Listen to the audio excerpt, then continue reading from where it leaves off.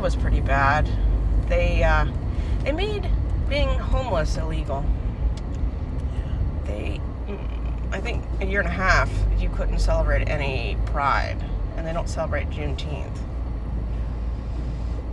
Now, I think a year or two ago, DeSantis, the governor of Florida, he passed a bill that is basically don't ask, don't tell, but in school. Yeah. They say Trump is setting us back several decades. Well, I think strategically, it has to work in our favor, or else it will be the death of all of us. And that is that Trump, he campaigned on emotion, and Harris campaigned on intellect. Critical And thinking. you can I think you can develop intellect, but emotion just happens. And so there's no way to educate them to an understanding until they feel it and until he fails miserably.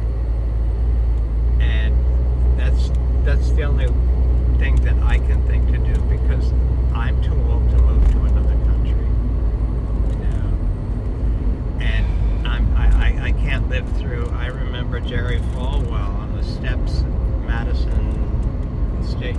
Wisconsin State Capitol, just with his flags and rallies and anti-gay bullshit. And it just, I can't go through that anymore.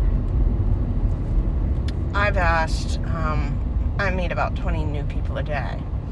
And especially in June, I asked, do you know why we celebrate certain holidays in June? Not one person under 40 knows. Yeah. I always find it ironic that Pride is in the same month as Father's Day. I did too.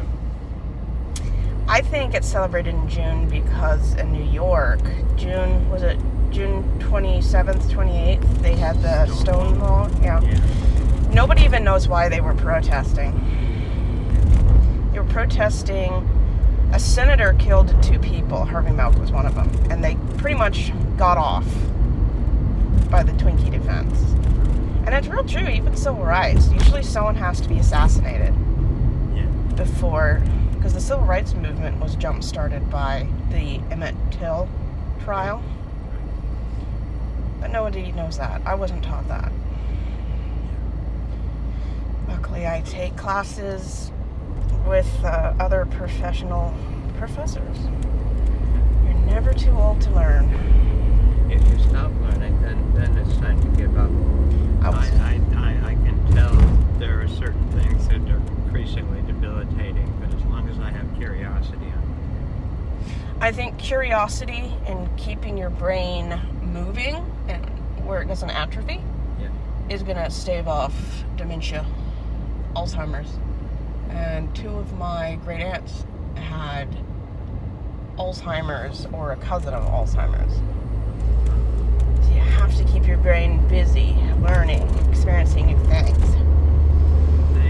They did a study years ago and about Alzheimer's, and they were having a difficult time finding a test group for not general population, and they decided, they went to a convent, and all women all ate the same meal, had precisely the same regimen, and so then they tested the ones who got Alzheimer's, and the major differentiating factor was that they read and wrote. Especially writing. They corresponded a lot.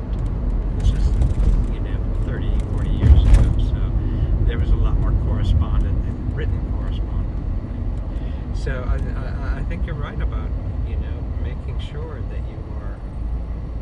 And I'm not sure if studies now show that, like texting and stuff like